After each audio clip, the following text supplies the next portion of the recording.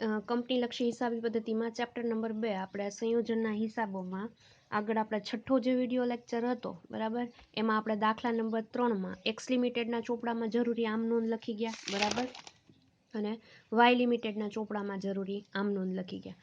હવે આ x limited અને વાય લિમિટેડ એટલે કે જૂની પેઢી જૂની કંપની છે બરાબર, એના ચોપડે આપણે જરૂરી આમ નોંધ લખી. એના ઉપરથી સંયુક્ત માલ મિલકત નિકાલ ખાતું કઈ રીતે બનશે તો એ આપણે પહેલાં જોઈએ, અને પછી આપણે નવી કંપનીના ચોપડે આમ નોંધ લખીશું બરાબર. એટલે દાખલા નંબર 3ને આપણે કન્ટિન્યુ જ કરીએ કે દાખલા નંબર 3માં પહેલાં આપણે એક્સ લિમિટેડના ચોપડામાં જરૂરી આમ નોંધ જોઈ ગયા, પછી વાય લિમિટેડના ચોપડામાં જરૂરી આમ નોંધ જોઈ ગયા બરાબર. હવે આપણે એક્સ અને વાય લિમિટેડ માટે વિસર્જન મુજબ માલ મિલકત નિકાલ ખાતું જોવાનું છે. માલ મિલકત નિકાલ ખાતું કઈ રીતે બનશે? વિગત એક્સ લિમિટેડ વાય લિમિટેડ, વિગત એક્સ લિમિટેડ અને વાય લિમિટેડ, ઉધાર અને જમા બરાબર. તો આપણે જે આમ નોંધ લખી છે એના ઉપરથી જ બનશે બરાબર. એક્સ લિમિટેડ માટે પહેલાં જોઈએ કે એક્સ લિમિટેડ માટે આપણે પહેલી આમ નોંધ કઈ આપી હતી તો કે માલ મિલકત નિકાલ ખાતે ઉધાર બરાબર, તે જમીન મકાન ખાતે, તે પ્લાન્ટ મશીનરી ખાતે, તે સ્ટોક ખાતે, તે દેવાદારો ખાતે અને તે રોકડ ખાતે. તો માલ મિલકત નિકાલ ખાતું ઉધાર આવ્યું, તો માલ મિલકત નિકાલ ખાતું આપણે બનાવ્યું છે તો માલ મિલકત નિકાલ ખાતે આપી દઈએ. માલ મિલકત નિકાલ ખાતું ઉધાર આવ્યું. પહેલાં આપણે એક્સ લિમિટેડ માટે લખીએ છીએ બરાબર, તો ત્યાં લખી નાખીએ જમીન મકાન ખાતે, રકમ પછી જોઈને લખીએ. એના પછી પ્લાન્ટ મશીનરી ખાતે, એના પછી સ્ટોક ખાતે, એના પછી દેવાદારો ખાતે અને એના પછી રોકડ ખાતે બરાબર. રકમ આપણે એક્સ લિમિટેડમાં જમીન મકાનની જોઈએ કે આપણે આમ નોંધ પહેલી કરી બરાબર, એમાં જમીન મકાન ખાતે કેટલા લખ્યા હતા તો કે 30,000, પ્લાન્ટ મશીનરી ખાતે કેટલા લખ્યા હતા 1,10,000, સ્ટોક ખાતે કેટલા લખ્યા હતા તો કે 16,000, જે તે દેવાદારો ખાતે કેટલા લખ્યા હતા તો કે 14,000 ને રોકડ સિલક ખાતે કેટલા લખ્યા હતા 3,000. લખી નાખીએ આપણે. એક્સ લિમિટેડ માટે લખીએ છીએ તો જમીન મકાન 30,000, પ્લાન્ટ મશીનરી 1,10,000, સ્ટોક 16,000, દેવાદારો 14,000 અને રોકડ 3,000 બરાબર. એ જ રીતે વાય લિમિટેડ માટે જોઈએ, સોરી પહેલાં આપણે એક્સ લિમિટેડનું ખાતું જ પૂરું કરી દઈએ. માલ મિલકત નિકાલ ખાતામાં એક્સ લિમિટેડ માટેની જ આમ નોંધ જોઈ લે બરાબર. એમાં પહેલી આમ નોંધમાં આપણે માલ મિલકત નિકાલ ખાતે ઉધાર તે જે તે મિલકતો ખાતે એટલે માલ મિલકત ઉધાર આવતું હતું ત્યાં આપી દઈએ. હવે એના પછી બીજી આમ નોંધ જોઈએ એક્સ લિમિટેડ માટે કે 8 લિમિટેડના ડિબેન્ચર ખાતે ઉધાર, કર્મચારી પ્રોવિડન્ટ ફંડ ખાતે ઉધાર, ધંધાના લેણદારો ખાતે ઉધાર, તે માલ મિલકત નિકાલ ખાતે જમા આવ્યું માલ મિલકત. તો માલ મિલકત નિકાલ ખાતામાં જમા બાજુ આપણે આ 3 નામ લખવા પડશે. પહેલાં નામ લખી નાખીએ પછી જોઈને રકમ લખી નાખીએ બરાબર. માલ મિલકત નિકાલ ખાતામાં જમા બાજુ ત્યાં આપી દઈએ 8% ડિબેન્ચર બરાબર, પછી કર્મચારી પ્રોવિડન્ટ ફંડ અને લેણદારો ખાતે કેટલી રકમ છે તો જોઈએ. 8%ના ડિબેન્ચર્સ છે 20,000ના, કર્મચારી પ્રોવિડન્ટ ફંડ ખાતે 3,000 અને લેણદારો ખાતે 10,000. તો આપી દઈએ. ડિબેન્ચર કેટલા છે તો કે 20,000, કર્મચારી પ્રોવિડન્ટ ફંડ કેટલું છે તો કે 3,000 અને લેણદારો કેટલા છે તો કે 10,000 બરાબર. આ એક્સ લિમિટેડ માટે હજી આપણે નોંધ કરીએ છીએ. એના પછી એક્સ લિમિટેડમાં 2 આમ નોંધ જોઈ ગયા. ત્રીજી આમ નોંધમાં તો કે ત્રીજી આમ નોંધ શું છે? ઇક્વિટી શેર મૂડી ખાતે, અનામત ખાતે, ડિવિડન્ડ સમતુલા ભંડોળ ખાતે, નફા નુકસાન ખાતે ઉધાર તે ઇક્વિટી શેર હોલ્ડર્સ ખાતે. ત્યાં ક્યાંય માલ મિલકત નિકાલ ખાતું નથી. પછી ચોથી આમ નોંધ છે ઝેડ લિમિટેડ કંપની ખાતે ઉધાર તે માલ મિલકત નિકાલ ખાતે, ખરીદ કિંમત જે મળવાપાત્ર રકમ થઈ એ તો આપી દઈએ બરાબર. માલ મિલકત નિકાલ ખાતે જમા આવી તો માલ મિલકત નિકાલ ખાતામાં જમા બાજુ ત્યાં લખીએ ઝેડ લિમિટેડ ખાતે બરાબર. કાઉસમાં આપી દે ખરીદ કિંમત કેટલી આપીએ છીએ એક્સ લિમિટેડમાં તો કે એક્સ લિમિટેડમાં ખરીદ કિંમત આપે છે ઝેડ લિમિટેડ કંપની ખાતે ઉધાર તે માલ મિલકત નિકાલ ખાતે 1,20,000 આપી દઈએ 1,20,000 બરાબર.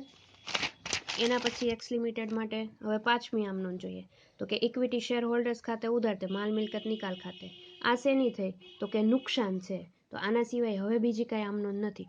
તો આપણે ખાતું પહેલાં તો માલ મિલકત નિકાલ ખાતું બનાવીએ છીએ.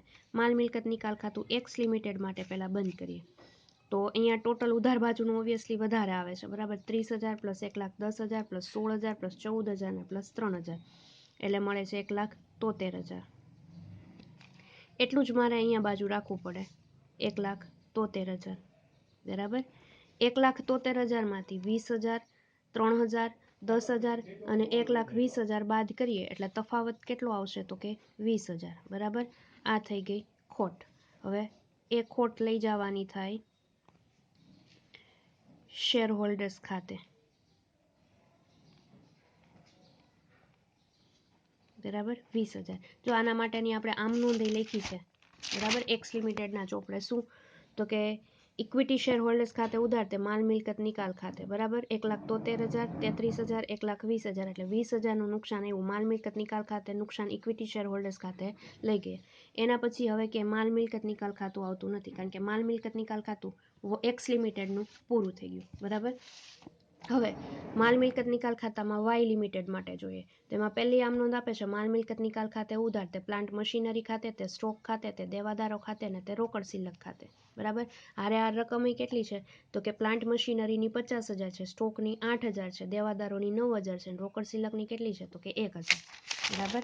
એટલે આપી દઈએ ને આમ નોંધ શું થાય માલ મિલકત નિકાલ ખાતે જમીન મકાન નથી, પ્લાન્ટ મશીનરી કેટલી થઈ તો કે 50,000, સ્ટોક કેટલાનું આપે છે તો કે 8,000નું, દેવાદારો કેટલા આપે છે 9,000 અને રોકડ આપે છે 1,000,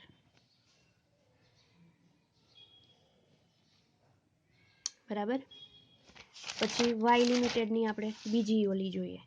વાય લિમિટેડમાં બીજી ધંધાના લેણદારો ખાતે ઉધાર તે માલ મિલકત નિકાલ ખાતે, માલ મિલકત નિકાલ ખાતું જમા આવ્યું 8,000, તો આપી દઈએ માલ મિલકત નિકાલ ખાતામાં, જ્યાં ઓલરેડી આપણે ઉધાર બાજુ લેણદારો લખ્યું જ છે, બરાબર.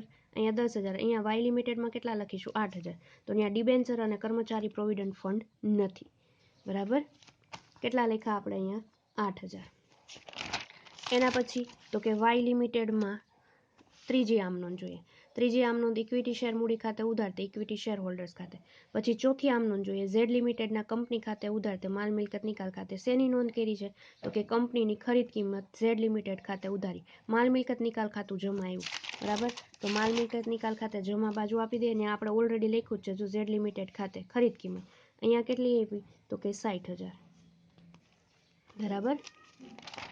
અને એના પછી પાંચમી આમ નોંધમાં કાંઈ માલ મિલકત નિકાલ ખાતું નથી અને છઠ્ઠી આમ નોંધમાં પણ માલ મિલકત નિકાલ ખાતું ક્યાંય નથી, બરાબર.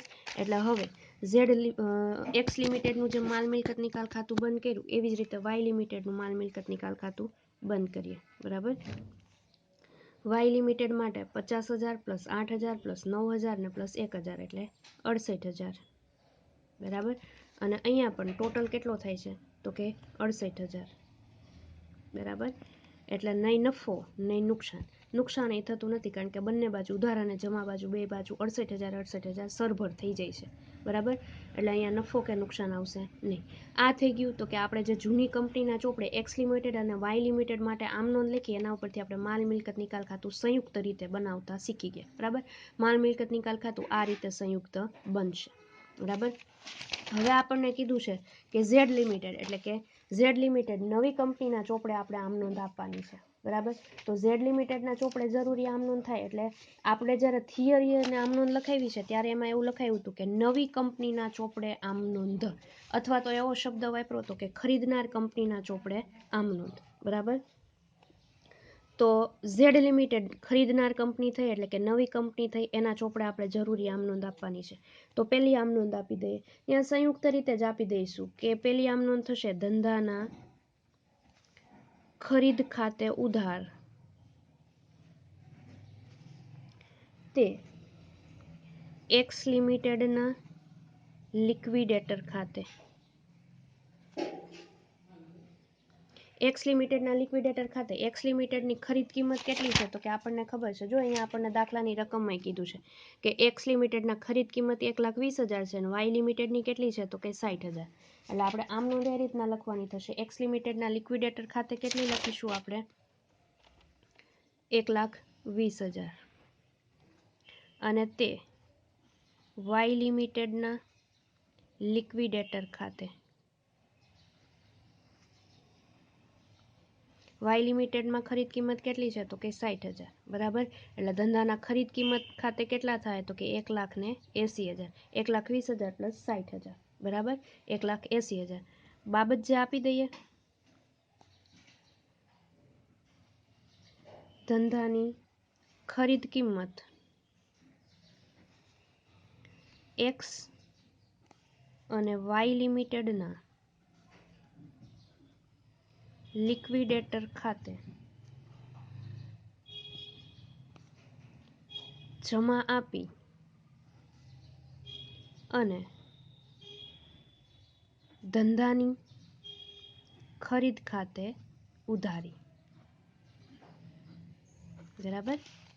હવે બીજી આમ નોંધ આપીશું કે બીજી આમ નોંધ આપણે આપવાની થાય તો એક્સ લિમિટેડ માટે પહેલાં તો જેટલી મિલકતો સ્વીકારે છે એના ખાતે ઉધાર બરાબર, દેવા સ્વીકારે છે એના ખાતે જમા અને તે બાકીની ધંધાના ખરીદ ખાતે. તો પહેલાં આપણે એક્સ લિમિટેડ માટે જેટલી મિલકતો સ્વીકારે છે અને અહીંયા આપણને દાખલાની રકમમાં એવું કીધું છે કે ખરીદ કિંમતની ચૂકવણી નવી કંપનીને સંપૂર્ણ શેરમાં કરવાનું નક્કી કર્યું બરાબર. અને બંને કંપની સહમત થઈ બંને કંપનીનું વિસર્જન કરી નવી કંપની ઝેડ લિમિટેડની સ્થાપના કરવામાં આવી. જૂની કંપનીની મિલકતો જવાબદારી નવી કંપની લઈ લેશે બરાબર. તો પહેલાં તો એક્સ લિમિટેડ માટે જે મિલકતો છે બધી લઈ લે છે તો એના ખાતે આપણે શું આપીશું ઉધાર. તો બરાબર એક્સ લિમિટેડમાં આપણે જોઈ લઈએ કે એક્સ લિમિટેડમાં તો કે જો માલ મિલકત નિકાલ ખાતે ઉધાર બરાબર તે જમીન મકાન ખાતે, પણ એ બધી જ મિલકતો પાછી કોણ લઈ લે છે તો કે નવી કંપની એટલે કે ઝેડ લિમિટેડ લઈ લે છે. તો એના માટે પહેલાં આપણે આમ નોંધ આપીએ તો ત્યાં લખીએ જમીન મકાન ખાતે ઉધાર, એની કિંમત કેટલી હતી તો કે 30,000 બરાબર. પછી પ્લાન્ટ મશીનરી ખાતે ઉધાર, એની કિંમત કેટલી હતી તો કે 1,10,000 બરાબર. એના પછી સ્ટોક હતો તો હજી એક્સ લિમિટેડ માટે લખીએ છીએ બરાબર. સ્ટોક ખાતે ઉધાર, સ્ટોક કેટલાનો હતો તો કે 16,000નો. પછી દેવાદારો ખાતે ઉધાર, દેવાદારો કેટલાના હતા તો કે 14,000 બરાબર. અને છેલ્લું હતું રોકડ ખાતે ઉધાર, કેટલાની હતી રોકડ તો કે 3,000 બરાબર. હવે એક લીટી છોડીને આપણે લખીએ તે. હવે અહીંયા તમને એમ થાય કે મેડમ એક લીટી કેમ છોડાવી તો કે જો અહીંયા આપણે બીજી આમ નોંધ એવી લખ્યું જે તે મિલકતો ખાતે ઉધાર તે જે તે દેવા ખાતે તે ધંધાની ખરીદ ખાતે એવી આમ નોંધ થાય. પણ ક્યારેક તો કે ઉધાર અને જમા વચ્ચે કંઈક તફાવતની રકમ હોય, એક આ અનામત હોય અને કા પાઘડી હોય બરાબર. એટલે આપણને ખબર ન હોય આમ નોંધ લખીએ પછી આપણે તફાવતની રકમ કેલ્ક્યુલેટરમાં ગોતીએ તો ખબર પડે. તો અહીંયા વચ્ચે ઉધારનો તફાવત વધે તો પાઘડી હોય અને ન વધે તો અનામત હોય એ જમા હોય બરાબર. એટલે વચ્ચે આપણે એક લીટી હંમેશા છોડીને જ રાખશું. તે આપણે દેવા ખાતે લખવા પડશે. તો આમ નોંધમાં આપણે જોઈએ કે દેવા ખાતે શું છે તો કે 8% ડિબેન્ચર, કર્મચારી પ્રોવિડન્ટ ફંડ અને ધંધાના લેણદારો ખાતે બરાબર. અને બાકીના જે કાંઈ દેવા છે એ બધા જ દેવા ખાતે લખીશું. તો જો પાકા સરવૈયામાં દેવા તરીકે આપણે શું લખવાનું છે તો કે જો અહીંયા દેવા તરીકે આપણે લખવાનું થશે 8% ડિબેન્ચર એક્સ લિમિટેડમાં છે બરાબર. પછી કર્મચારી પ્રોવિડન્ટ ફંડ ધંધાના લેણદારો છે ને એના પછી, અને જે ડિવિડન્ડ સમતુલા ભંડોળના અનામત છે એ બધી આપણે આમ નોંધ આપી દઈશું. એટલે ઝેડ લિમિટેડ ખાતે આપણે લખીશું ઝેડ લિમિટેડ ખાતે તે 8% ડિબેન્ચર ખાતે બરાબર. 8% ડિબેન્ચર ખાતેની રકમ કેટલી છે 8% ડિબેન્ચરની તો કે 20,000. તે ધંધાના લેણદારો ખાતે, ધંધાના લેણદારો કેટલા છે તો કે 10,000ના બરાબર. પછી તે પ્રોવિડન્ટ ફંડ ખાતે બરાબર. પ્રોવિડન્ટ ફંડની કિંમત કેટલી છે તો કે 3,000. પછી તે ડિવિડન્ડ સમતુલા ફંડ ખાતે, ડિવિડન્ડ સમતુલા ફંડ કેટલાનું છે તો કે 4,000નું. તે નફા નુકસાન ખાતું આપ્યું છે તો તે નફા નુકસાન ખાતું કેટલું આપ્યું છે 2,000નું અને તે ધંધાની ખરીદ ખાતે. ધંધાની ખરીદ ખાતે આપણને ખબર છે કેટલા છે, 1,20,000. તો 1,20,000. બરાબર. હવે ટોટલ કરીએ તો કે જો જમીન મકાન ખાતે 30,000, 1,10,000, 16,000, 14,000 ને 3,000નો ટોટલ કરીએ એટલે આપણને મળે 1,73,000. 1,73,000 માંથી 20,000, 10,000, 3,000, 4,000, 2,000 ને 12,000 બાદ કરીએ તો હજી આ બાજુ કંઈક તફાવતની રકમ ઘટે. તે લખવું પડે, તે અનામત ખાતે. બરાબર. આ રકમ કેટલી થાય તો કે 14,000ની થાય. પણ એના માટે આપણે વર્કિંગ નોટ કરીશું, વર્કિંગ નોટ 1 મુજબ. બરાબર. આપી દઈએ વર્કિંગ નોટ 1 અનામત માટે. બરાબર. હવે ત્યાં એક્સ લિમિટેડના શેર હોલ્ડર્સની શેર મૂડી. બરાબર. નવા શેર એટલે કે ખરીદ કિંમત કેટલી છે તો કે 1,20,000. એમાંથી બાદ એક્સ લિમિટેડની શેર મૂડી. તો એક્સ લિમિટેડની શેર મૂડી કેટલી છે આપણને ખબર છે 1,00,000. બરાબર. એટલે ત્યાં કેટલા લખીશું તો કે 1,00,000. 1,20,000 માંથી 1,00,000 બાદ થાય એટલે કેટલા રહેશે તો કે 20,000. બરાબર. આ તફાવત છે એ ક્યાં લખવાનું હોય તો કે તફાવત અનામત ખાતે. 20,000નો તફાવત. બરાબર. હવે એક્સ લિમિટેડ માટે અનામત જોઈએ. એક્સ લિમિટેડ માટે અનામત દાખલાની રકમમાં કેટલું આપ્યું છે તો કે જો અહીંયા અનામત આપ્યું છે 34,000. બરાબર. તો એક્સ લિમિટેડ માટે અનામત કેટલું આપ્યું છે તો કે 34,000. એમાંથી બાદ ઉપરની ગણતરી મુજબ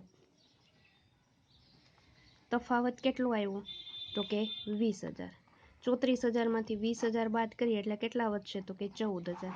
આ 14,000ને આપણે ક્યાં લખીશું તો કે અનામત બાકી. અનામત ખાતાની બાકી. બરાબર. આપણે ઝેડ લિમિટેડમાં દર્શાવવાની થાય. અને આ 14,000 આપણે ક્યાં લખ્યા તો કે અહીંયા. બરાબર. જો અહીંયા લખ્યા જમીન મકાન ખાતે ઉધાર. બરાબર. પ્લાન્ટ મશીનરી ખાતે અને જે તફાવત વધતો હતો એ આપણે ગણતરી કરી 14,000 રૂપિયાની તફાવત આવ્યો એટલે લખ્યું.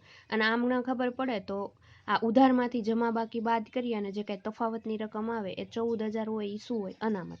અને માની લો કે આ જમા બાજુનો ટોટલ વધારે આવે અને ઉધાર બાકી બાદ કરતાં કંઈ તફાવત હોય તો ત્યાં શું હોય પાઘડી હોય. બરાબર. એ જ રીતે આપણે આમનો લખીએ હવે ઝેડ લિમિટેડમાં વાય લિમિટેડની જે કાંઈ મિલકતો સ્વીકારે છે એ. બરાબર. તો ત્યાં પ્લાન્ટ મશીનરી સ્વીકારે છે. પ્લાન્ટ મશીનરી ખાતે ઉધાર રકમમાં આપણને ખબર છે પ્લાન્ટ મશીનરી વાય લિમિટેડ માટે કેટલી છે તો કે 50,000. સ્ટોક ખાતે ઉધાર. સ્ટોક કેટલાનો છે તો કે 8,000નો. બરાબર. પછી દેવાદારો ખાતે ઉધાર કેટલાના છે તો કે 9,000. બરાબર. રોકડ ખાતે ઉધાર કેટલાના રોકડ છે તો કે 1,000. બરાબર. તે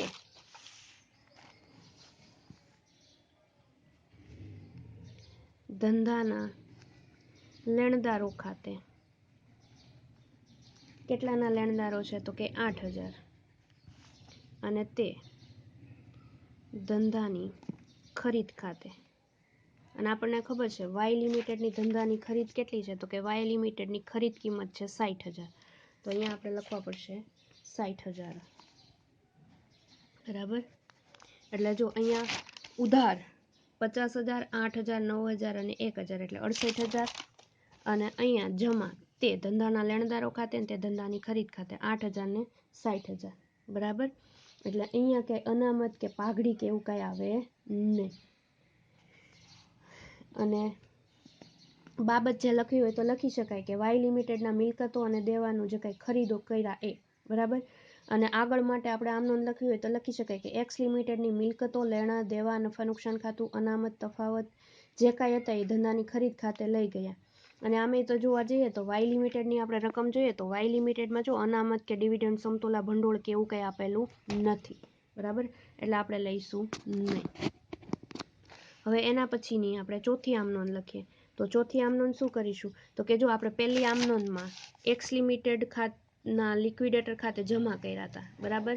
હવે આપણે એનું ખાતું બંધ કરી દઈએ તો અહીંયા જમા છે, તો હવે એક્સ લિમિટેડના અને વાય લિમિટેડના લિક્વિડેટર ખાતે ઉધાર, તો આ ક્યાં લઈ જવાની થશે તો કે ઇક્વિટી શેર મૂડી ખાતે. તો એના માટેની આમ નોંધ આપી દઈએ, એક્સ લિમિટેડના લિક્વિડેટર ખાતે ઉધાર કેટલા હતા તો કે 1,20,000. વાય લિમિટેડના લિક્વિડેટર ખાતે કેટલા હતા તો કે 60,000 અને તે ઇક્વિટી શેર મૂડી ખાતે 1,20,000 અને 60,000 એટલે 1,80,000, બરાબર. બાબત જે આપવું હોય તો આપી શકાય. આગળના કેટલા હતા તો કે 1,80,000 જે 18,000 ઇક્વિટી શેર હતા એ ધંધાના ખરીદીના બદલામાં શું તો કે જો 15,000 ઇક્વિટી શેર, અને આના બાકીના કેટલા હતા તો કે 3,000 ઇક્વિટી શેર, બરાબર. એટલે આપી દઈએ 18,000 ઇક્વિટી શેર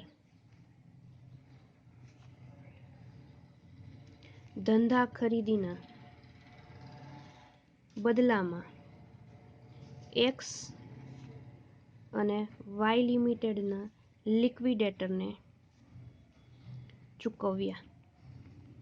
અને છેલ્લી આમ નોંધ આપણે આપી દઈએ, પાંચમી આમ નોંધ, કે અહીંયા જો ડિબેન્ચર માટે આપણને કંઈક કહે છે કે ખરીદ એક્સ લિમિટેડના ડિબેન્ચર હોલ્ડરોને તેટલી જ રકમના નવી કંપની ઝેડ લિમિટેડના ડિબેન્ચરો આપવાનું નક્કી થયું. તો એક્સ લિમિટેડના ડિબેન્ચર કેટલા છે તો કે 20,000.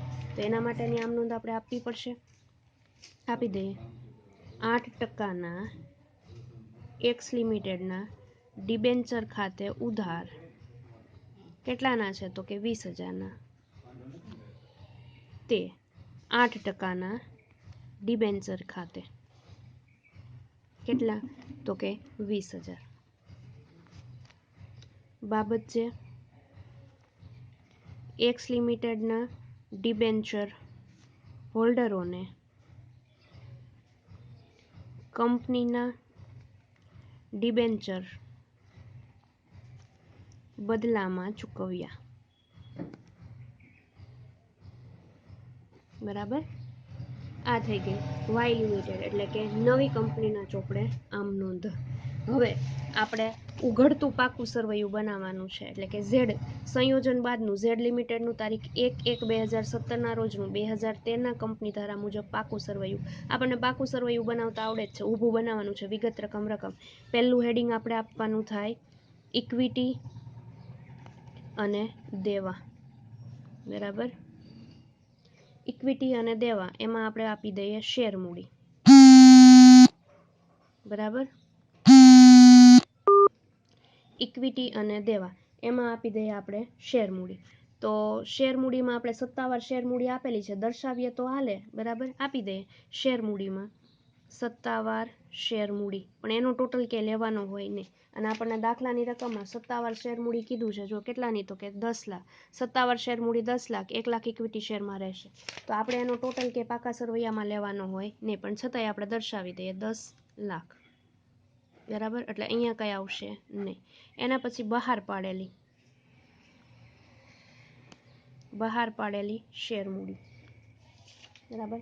કેટલી આવશે તો કે જો આપણે વાય લિમિટેડમાં લખેલી છે, તો અહીંયા તો ધંધાના ખરીદ ખાતે ઉધાર તે એક્સ લિમિટેડના લિક્વિડેટર ખાતે અને વાય લિમિટેડના. હવે જો એક્સ લિમિટેડના લિક્વિડેટર ખાતે અને વાય લિમિટેડના લિક્વિડેટર ખાતે બરાબર, તો એ જમા ખાતે આપણે શું કર્યું તો કે એક્સ લિમિટેડના લિક્વિડેટર ખાતે ઉધાર ને વાય લિમિટેડના ખાતે ઉધાર કરી નાખ્યું, એટલે એ પણ આવે નહીં. પછી આપણે ઇક્વિટી શેર મૂડી ખાતે લખ્યું છે, જો અહીંયા ઇક્વિટી શેર મૂડી ખાતે કેટલા તો કે 1,80,000. એટલે હવે અહીંયા આપી દઈએ આપણે ઇક્વિટી શેર મૂડી ખાતે કેટલા તો કે 1,80,000. બંનેના આવી ગયા, બરાબર, એક્સના અને વાયના. એના પછી બીજું હેડિંગ આપી દઈએ અનામત અને વધારો, બરાબર. એ અનામત અને વધારામાં અનામત આવશે, બરાબર, જે આપણે નોંધે કેવી હતી અહીંયા કેટલી, તો કે ઝેડ લિમિટેડમાં દર્શાવવાની 14,000 હતી, તો એ આપી દઈએ આપણે 14,000. અનામત 14,000, બરાબર. એના પછી આપણે નવી કંપનીમાં આમ નોંધ લખી છે, તો જો અહીંયા લખ્યું છે પ્રોવિડન્ટ ફંડ ખાતે, એ તો આપણા શું થશે, તો કે લેણદારો ને એ બધું થશે. પણ ડિવિડન્ડ સમતુલા ફંડ એટલે કે 4,000, નફા નુકસાન ખાતું 2,000 દર્શાવવું પડશે, કારણ કે આ ફક્ત કોનું છે, તો કે એક્સ લિમિટેડનું જ છે. એટલે ડિવિડન્ડ ફંડ ખાતે અને નફા નુકસાન ખાતે 4,000 ને 2,000, બરાબર, આપી દઈએ. ડિવિડન્ડ સમતુલા ફંડ કેટલું છે, તો કે 4,000 અને નફા નુકસાન ખાતું કેટલા છે, તો કે 2,000. હવે આના સિવાય વાય લિમિટેડમાં કાંઈ નથી, એટલે આપણે વાય લિમિટેડનું કાંઈ લખીશું નહીં. એટલે 14,000 પ્લસ 4,000 પ્લસ 2,000 એટલે કેટલા, તો કે 20,000 બારની કોલમમાં લઈ લઈએ, બરાબર. એના પછી બિન ચાલુ દેવા હેડિંગ આપી દઈએ બિન ચાલુ દેવા, બરાબર.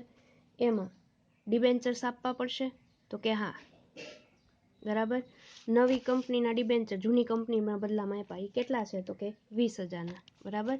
તો આપી દઈએ 20,000ના, ડાયરેક્ટ બારની કોલમમાં જ આપણે ડિબેન્ચર આપીશું, બરાબર. અને એના પછી ચાલુ દેવા, ચાલુ દેવામાં આપણે જોઈએ કે અહીંયા ચાલુ દેવામાં બીજું શું આપ્યું છે, એક તો પ્રોવિડન્ટ ફંડ એને ચાલુ અને લેણદારો બે ગણતરી કરીશું, પણ અહીંયા એક્સ લિમિટેડના અને વાય લિમિટેડના બેયના લઈ લઈશું, બરાબર. જો એક્સ લિમિટેડના અને વાય લિમિટેડમાં ધંધાના લેણદારો વાય લિમિટેડમાં છે અને એક્સ લિમિટેડમાં છે, અને પ્રોવિડન્ટ ફંડ કોનામાં છે ફક્ત, તો કે એક્સ લિમિટેડમાં. એટલે પહેલાં આપણે લઈ લઈએ લેણદારો, બરાબર. એક્સ લિમિટેડના લેણદારો કેટલા છે, તો કે એક્સ લિમિટેડના લેણદારો છે 10,000, બરાબર, એટલે 10,000 અને પ્લસ વાય લિમિટેડના લેણદારો કેટલા છે, તો કે 8,000, બરાબર, પ્લસ 8,000 એટલે 18,000, બરાબર. અને કર્મચારી પ્રોવિડન્ટ ફંડ, કર્મચારી પ્રોવિડન્ટ ફંડ ફક્ત કોનું આપ્યું છે, તો કે કર્મચારી પ્રોવિડન્ટ ફંડ ફક્ત ને ફક્ત આપ્યું છે આપણને કોનું, તો કે એક્સ લિમિટેડનું 3,000, વાય લિમિટેડમાં કાંઈ નથી, એટલે આ આવશે નહીં, બરાબર. ડાયરેક્ટ આપણે બારની કોલમમાં જ લઈ લીધું 18,000 ને 3,000. હવે આના સિવાય કાંઈ આપણી પાસે વિગત છે નહીં, બરાબર. તો ઇક્વિટી અને દેવાનો ટોટલ 1,80,000 પ્લસ 20,000 એટલે 2 લાખ, 2 લાખ પ્લસ 20,000 2,40,000, બરાબર. 2,40,000 પ્લસ 18,000 એટલે 2,58,000 ને પ્લસ 3,000, સોરી 38,000 ને પ્લસ 3,000 એટલે આપણી પાસે ટોટલ આવશે 2,41,000, બરાબર. આ ઇક્વિટી અને દેવાનો ટોટલ થઈ ગયો, એટલો ટોટલ આપણો મિલકતોનો આવવો જોઈએ. તો પહેલું હેડિંગ આપ્યું આપણે ઇક્વિટી અને દેવા, બીજું આપી દઈએ આપણે મિલકતો, બરાબર. મિલકતોમાં બેયની મિલકતો લેવી પડશે, બરાબર. એમાં ડાયરેક્ટ આપણે લઈ લઈએ જમીન અને મકાન, બરાબર. તો જમીન અને મકાન ફક્ત કોની છે, તો કે એક્સ માટે જ છે, કેટલી, તો કે 30,000. વાય લિમિટેડ માટે જમીન મકાન નથી, બરાબર. એક્સ માટે કેટલા છે, તો કે 30,000, ડાયરેક્ટ બારની કોલમમાં જ આપણે લઈ લઈશું, બરાબર. એના પછી plant machinery, plant machinery x માટે કેટલી છે, તો જોઈએ. પ્લાન્ટ મશીનરી એક્સ માટે છે 1,10,000 અને વાય માટે પ્લાન્ટ મશીનરી કેટલી છે, તો કે 50,000. 1,10,000 પ્લસ 50,000 એટલે 1,60,000, બરાબર. એના પછી જોઈએ પ્લાન્ટ મશીનરી પછી સ્ટોક, સ્ટોક એક્સ માટે કેટલો છે 16,000 અને વાય માટે કેટલો છે 8,000, બરાબર. સ્ટોક એક્સ માટે કેટલો છે સ્ટોક, તો કે સ્ટોક એક્સ માટે 16,000 અને વાય માટે 8,000, 16,000 પ્લસ 8,000 એટલે કેટલો થશે સ્ટોક, તો કે 24,000, બરાબર. એ જ રીતે સ્ટોક પછી શું છે, તો કે દેવાદારો એક્સ માટે 14,000 અને આના માટે 9,000, દેવાદારો 14,000 પ્લસ 9,000, બરાબર. એટલે દેવાદારો આપણને મળશે 23,000. એના પછી રોકડ, બરાબર. તો એક્સની રોકડ 3,000, વાયની રોકડ 1,000. 3,000 પ્લસ 1,000 એટલે થશે 4,000, બરાબર. આના સિવાય હવે કાંઈ મિલકતો નથી, બરાબર. જો હવે કાંઈ મિલકતો રહી નથી. પહેલાંમાં જોવા જઈએ તો ધંધાના ખરીદ ખાતે એ આમ નોંધ આવે જ નહીં, કારણ કે લિક્વિડેટર ખાતે આપણે ઇક્વિટી શેર મૂડી ખાતે લખી નાખ્યા. પછી જમીન મકાન દેવા માટેની આવી ગઈ, એક્સ માટેની વાય માટેની બધાની, બરાબર. આ ડિબેન્ચર માટેની આમ નોંધ આપણે લખી નાખી ઇક્વિટી અને દેવામાં, અને અહીંયા આપણે ઇક્વિટી શેર મૂડી 1,80,000ની હતી એ નોંધી દીધી, એટલે હવે કાંઈ આવે નહીં, બરાબર. તો જમીન મકાન 30,000 પ્લસ 1,60,000 પ્લસ 24,000 પ્લસ 23,000 ને પ્લસ 4,000નો ટોટલ કરીએ એટલે આપણને મળે 2,41,000. એટલે ઇક્વિટી અને દેવાનો ટોટલ, મિલકતો અને લેણાનો ટોટલ બેનો એક સરખો થઈ ગયો. એટલે કંપની ધારા 2013 પ્રમાણે ઊભું કંપનીનું પાક્કું સરવૈયું છે એ ટેલી થઈ જાય 2,41,000, 2,41,000, બરાબર. આ થઈ ગયો આખો દાખલો, જે વિડીયો નંબર 6 અને વિડીયો નંબર 7માં, બરાબર. આખો દાખલો 20 માર્કમાં દાખલો પૂછાય તો આ રીતે દાખલાની ગણતરી કરવાની થાય.